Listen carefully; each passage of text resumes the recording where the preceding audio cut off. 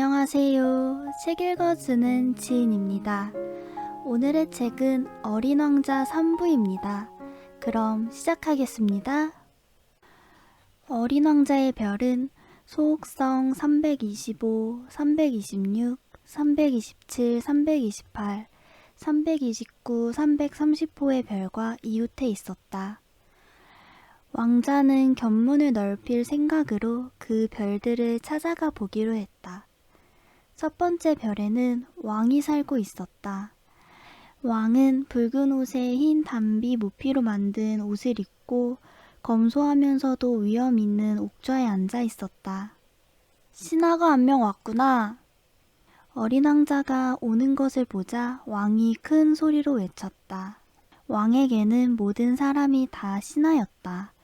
그러자 어린 왕자는 속으로 생각했다. 나는 한 번도 왕을 만난 일이 없는데 그는 어떻게 나를 알고 있을까? 왕들에게는 세상이 매우 단순하다는 것을 어린 왕자는 몰랐던 것이다. 왕들에게는 모든 사람들이 신하인 것이다. 너를 좀 더 자세히 볼 수 있도록 가까이 다가오라. 이 왕은 마침내 누군가의 왕노릇을 하게 된 것이 무척 자랑스러웠다. 어린 왕자는 앉을 곳을 찾기 위해 사방을 둘러보았다. 그러나 그 별은 왕의 호화스러운 흰 담비 모피로 온통 뒤덮여 있었다. 어린 왕자는 똑바로 서 있을 수밖에 없었다. 그는 피곤해서 하품을 했다. 왕 앞에서 하품하는 것은 예절에 어긋나는 일이다. 하품을 그만오라. 하품을 참을 수가 없어요. 긴 여행 탓에 잠을 자지 못했거든요. 어리둥절해진 어린 왕자가 대답했다. 그렇다면 하품을 해도 좋다. 하품하는 걸 본 지도 여러 해가 되었구나. 하품하는 모습은 짐에게는 신기한 구경거리니까. 자, 또 하품하라. 명령이다. 그렇게 말씀하시니까 하품이 안 나와요. 얼굴을 붉히며 어린 왕자가 말했다. 그렇다면 짐이 명하노니 어떤 때는 하품을 하고 또 어떤 때는. 왕은 성급하게 얼버무렸다. 화가 난 것 같았다. 왕은 무엇보다도 자신의 권위가 존중되기를 원하고 있었다. 불복종은 용서할 수 없었다.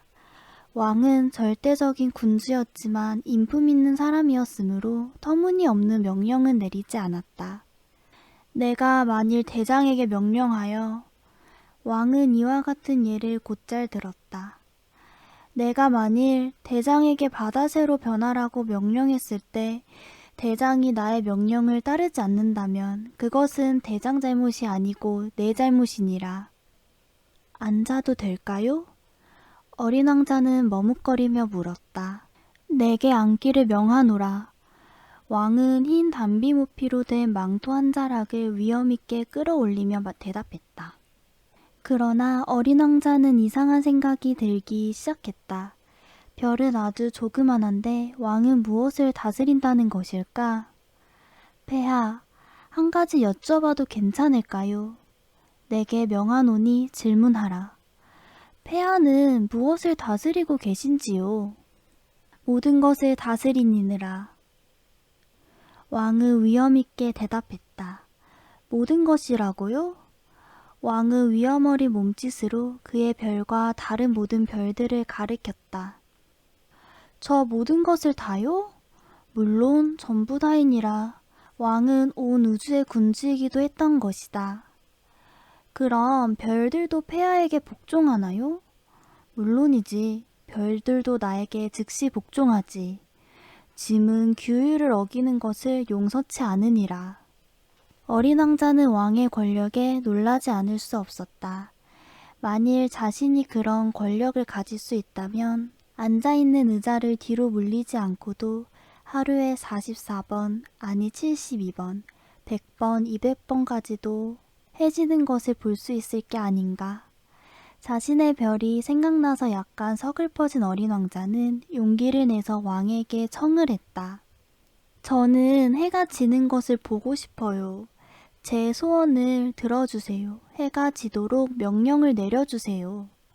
만일 내가 대장을 보고 나비처럼 이곳에서 저곳으로 날아다니라고 명령하거나 비극을 쓰라고 명령하거나 바다의 새가 되라고 명령한다고 하자.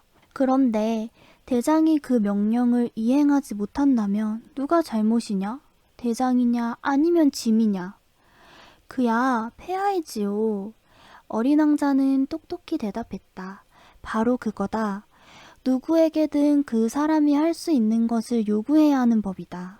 정당한 권력은 무엇보다 합리적이어야 한다. 내가 만일 국민에게 바다에 가서 물속으로 뛰어들라고 명령한다면 국민은 혁명을 일으킬 것이다. 내 명령이 이치에 맞을 때에만 나는 복종을 요구할 권한을 갖게 되는 것이다. 그런데 해지는 것을 보여주시는 일은요? 어린 왕자는 한 번 한 질문은 절대 잊어버리지 않았다. 그렇게 해주겠다. 하지만 내 통치 철학에 따라서 조건이 갖추어지기를 기다리기로 하자. 언제요? 에헴. 왕은 대답하기 전에 두툼한 책력을 뒤적였다. 그때쯤이면 되겠군. 오늘 저녁 7시 40분쯤이면 되겠다. 짐의 명령이 이행되는 것을 너는 보게 될 것이다. 어린 왕자는 하품을 했다. 자신의 별에서 보았던 석양이 그리워졌다. 게다가 지루하기도 했다. 이제 저는 여기서 할 일이 없어요. 그러니 저는 또 여행을 떠나야겠어요. 가지 마라. 왕은 신하가 한 사람 생겨 몹시 자랑스럽게 생각하던 참이었다. 떠나지 마라. 너를 대신으로 삼겠다. 무슨 대신이요? 법무 대신이다. 하지만 재판 받을 사람이 아무도 없는데요. 제가 벌써 다 둘러보았어요. 그야 알 수 없지. 왕은 어린 왕자에게 말했다. 나는 아직 나의 왕국을 전부 돌아본 일이 없다. 이젠 나이가 많아서 걷기도 어렵고 그렇다고 마차를 둘 장소도 없으니 말이다. 아, 그래요. 하지만 저는 이미 둘러보았어요. 어린 왕자는 허리를 굽혀 별 저쪽을 다시 힐끗 쳐다보면서 말했다. 여기는 물론 저 별 쪽에도 아무도 없었다. 그럼 네 자신을 재판하라. 남을 재판하는 것보다 자기 자신을 재판하는 게 훨씬 더 어려운 법이다. 자신을 공정하게 재판할 수 있다면 참으로 지혜로운 사람일 게다. 어느 곳에서든 저 자신을 재판할 수 있어요. 그러니 이 별에서 살 필요는 없습니다. 에헴, 내 별 어딘가에 늙은 쥐 한 마리가 있느니라. 밤만 되면 쥐소리가 들려 그 늙은 쥐를 심판하는 게 어때? 가끔 그놈을 사형에 처하는 거야. 쥐의 운명이 내 심판에 달리게 되는 것이다. 그러나 매번 그에게 특사를 내려라. 단 한 마리밖에 없는 쥐니깐 아껴둬야지. 저는 사형 선고를 내리는 건 싫습니다. 가겠습니다. 안 돼. 어린 왕자는 떠날 채비를 끝마쳤지만 늙은 왕을 섭섭하게 하고 싶지는 않았다. 폐하에게 복종하기를 원하신다면 제게 정당한 명령을 내려주시면 되지 않겠습니까? 이를테면 1분 내로 떠나라고 제게 명령을 내리실 수 있습니다. 제가 보기에는 여건이 마련된 것 같은데요. 왕은 아무 대답도 하지 않았다. 어린 왕자는 머뭇거리다 한숨을 내쉬고 곧 길을 떠났다. 너를 대사로 삼겠다. 왕이 황급히 외쳤다. 왕은 여전히 권위에 가득 찬 표정이었다. 어른들은 정말 이상해. 어린 왕자는 중얼거리며 여행을 계속했다. 두 번째 별에는 자만에 빠진 사람이 살고 있었다. 오, 나를 찬미하는 사람이 오고 있구나. 자만에 빠진 사람은 어린 왕자를 보자마자 멀리서 소리쳤다. 자만에 빠진 사람에게는 다른 사람들이 모두 자기를 찬미하는 사람으로 보인다. 안녕하세요. 이상한 모자를 쓰고 계시는군요. 답례하기 위한 거지. 사람들이 나에게 환호를 보낼 때 모자를 살짝 쳐들고 인사한단다. 그런데 애석하게도 지나가는 사람이 없어. 그래요? 어린 왕자는 이렇게 말은 했지만 그 자만에 빠진 사람이 무슨 말을 하는지 알지 못했다.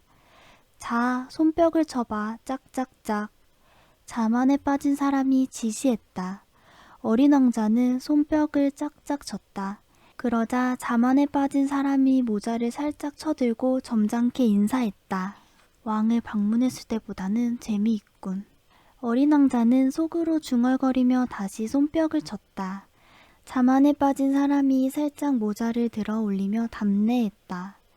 그러나 그렇게 5분쯤 지나고 나니 이런 단조로운 장난도 재미가 없어졌다. 그 모자를 떨어뜨리려면 어떻게 하는 거죠? 자만에 빠진 사람은 어린 왕자의 말을 듣지 못했다. 그는 찬미하는 말이 아니면 귀담아 듣지 않았다. 너는 정말로 나를 찬미하는 거지? 찬미한다는 게 뭔가요?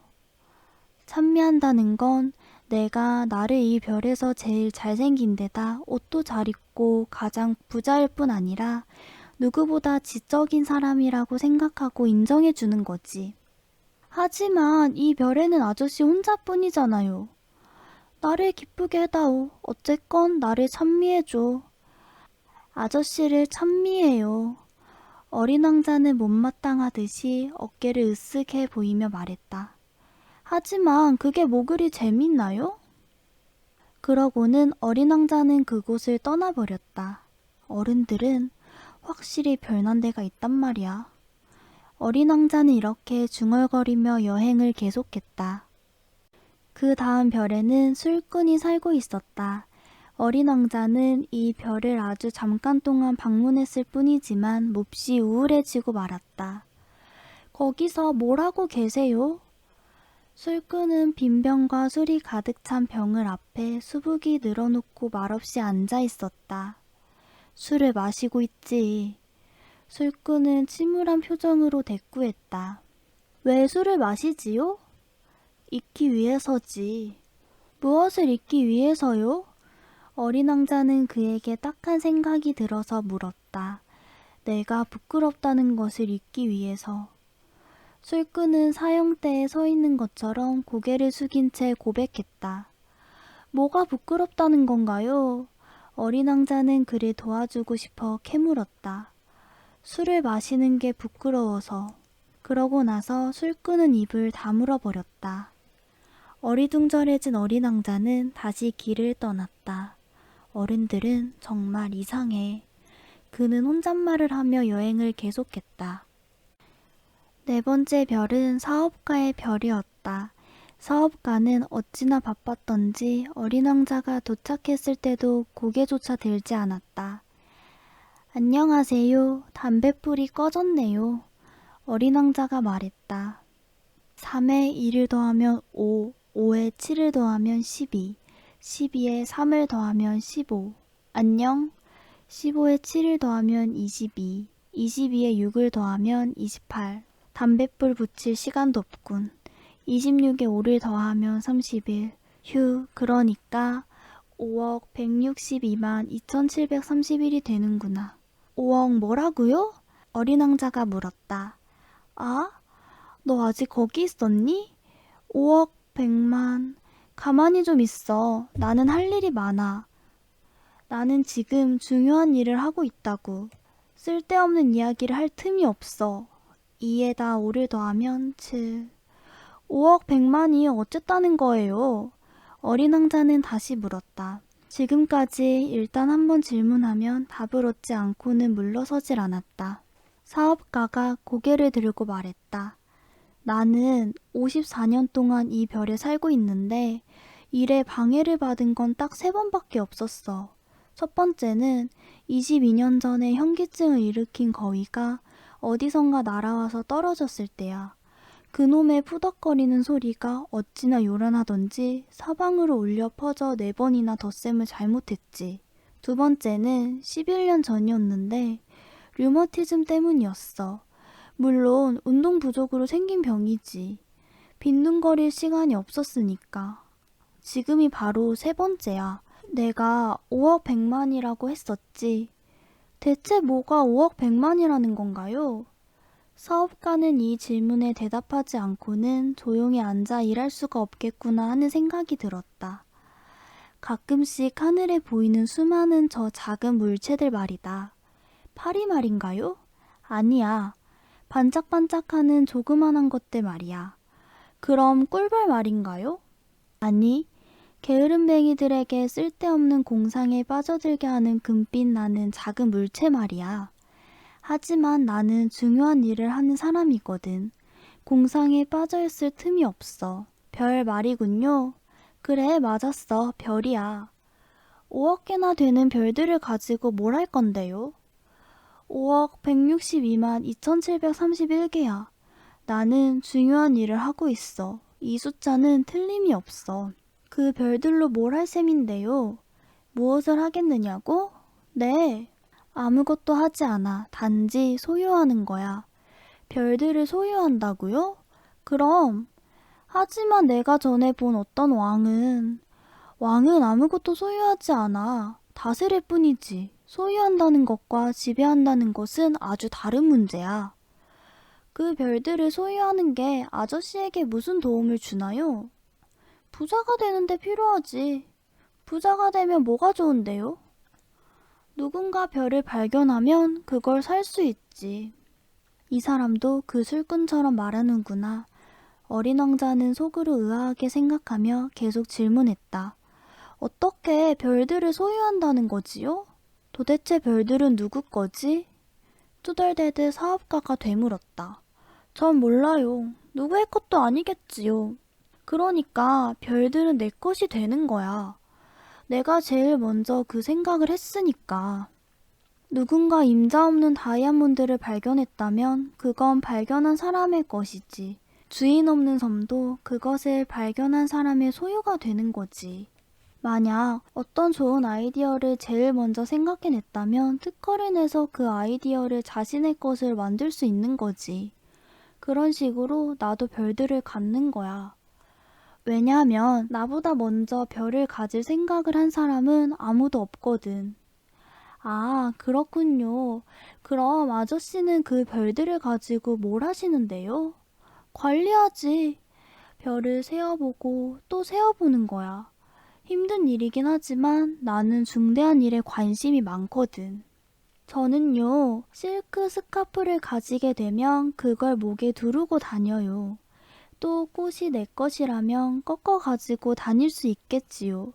하지만 아저씨는 하늘에서 별을 딸 수는 없잖아요. 그럴 수는 없지. 하지만 그것들을 은행에 맡길 수는 있어.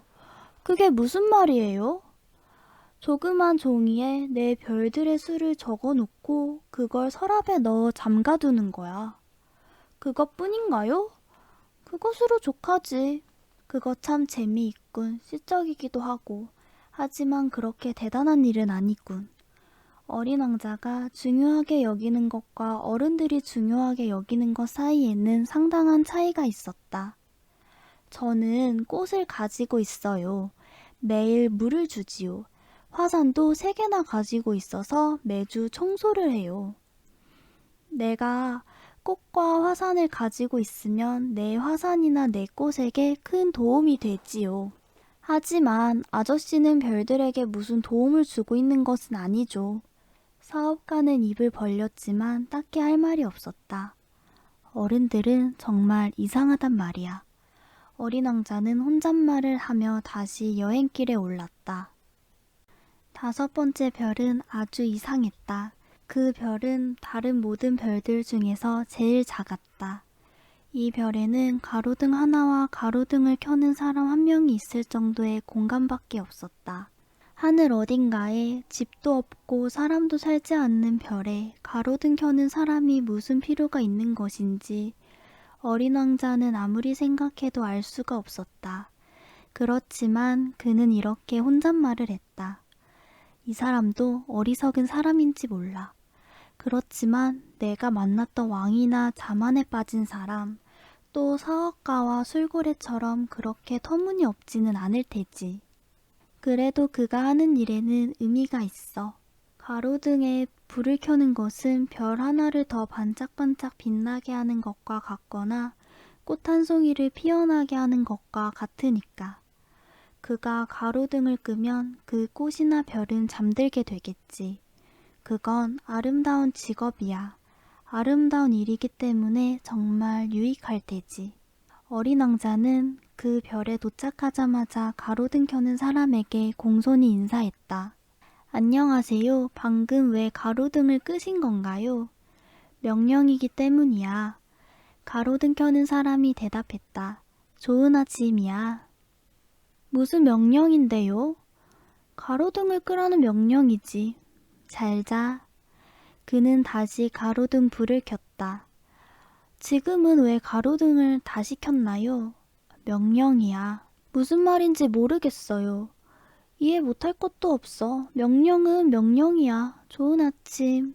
가로등 켜는 사람은 그렇게 말하면서 또다시 가로등을 껐다. 그러고는 붉은 바둑판 무늬 손수건으로 이마에 땀을 닦았다. 나는 정말 힘든 직업을 가졌어. 전에는 괜찮았었는데 아침에 불을 끄고 저녁이면 다시 불을 켰지. 그래서 낮에는 쉬고 밤에는 잠을 잘 수 있었거든. 그때 이후로 명령이 바뀐 거군요. 명령은 바뀌지 않았어. 그게 비극이야.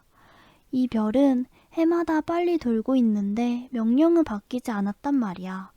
그래서 이제는 이 별이 1분마다 한 바퀴를 돌게 되었고 1초도 쉴 틈이 없게 된 거야.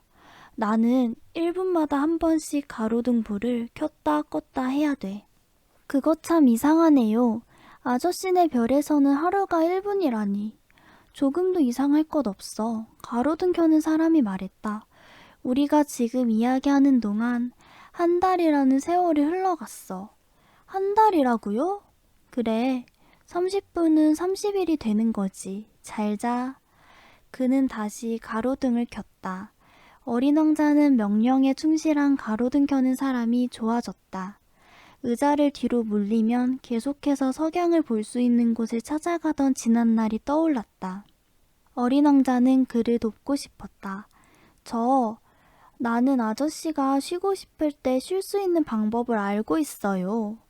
나는 늘 쉬고 싶어. 사람은 누구나 충실해질 수 있고 게을러질 수도 있었다. 어린 왕자가 계속해서 말했다. 아저씨의 별은 아주 작으니까 세 발짝이면 한 바퀴를 돌 수 있어요. 천천히 걷기만 해도 늘 해를 볼 수 있지요. 쉬고 싶어지면 걷도록 하세요. 그러면 아저씨가 원하는 만큼 낮이 계속될 거예요. 그건 나에게 별로 도움이 안 되는군. 내가 원하는 것은 잠자는 거니까. 그렇다면 안 됐네요. 그래, 나는 정말 운이 없어. 좋은 아침이야. 그는 다시 가로등을 껐다. 저 사람은 어린 왕자는 여행을 계속하면서 속으로 생각했다. 사람들에게서 비웃음을 살 거야. 왕이나 자만에 빠진 사람, 술꾼 사업가 같은 사람들은 그를 경멸하겠지.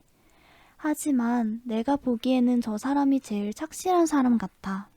그건 저 사람이 자신은 제쳐놓고 일만 생각하고 있기 때문이겠지. 왕자는 뭔가 아쉬운 듯 한숨을 쉬었다. 내 친구가 될 수 있는 사람은 저 사람뿐이었어. 그렇지만 그의 별은 너무 작아. 두 사람이 있을 자리도 없으니 말이야. 어린 왕자가 자신의 생각을 그대로 말하지 않는 것은 날마다 1440번이나 아름답게 해가 지던 자신의 별을 떠나온 것을 가장 아쉬워하고 있었기 때문이다. 6번째 별은 막 다녀온 별보다 10배나 더 컸다. 이 별에는 커다란 책을 쓰고 있는 노신사가 살고 있었다. 오, 탐험가가 오는군. 그는 어린 왕자가 오는 것을 보고 큰 소리로 외쳤다. 어린 왕자는 테이블에 걸터 앉아 숨을 몰아쉬었다. 지금까지 너무 먼 거리를 여행했던 것이다. 너는 어디서 왔니? 노신사가 어린 왕자에게 물었다. 그 두꺼운 책은 뭐죠? 어린 왕자가 물었다. 여기서 뭘 하시고 계세요? 나는 지리학자란다. 지리학자가 뭘 하는 사람인데요? 지리학자란 바다, 강, 도시, 산, 그리고 사막이 어디에 있는지를 알고 있는 사람이지. 그거 참 재미있군요.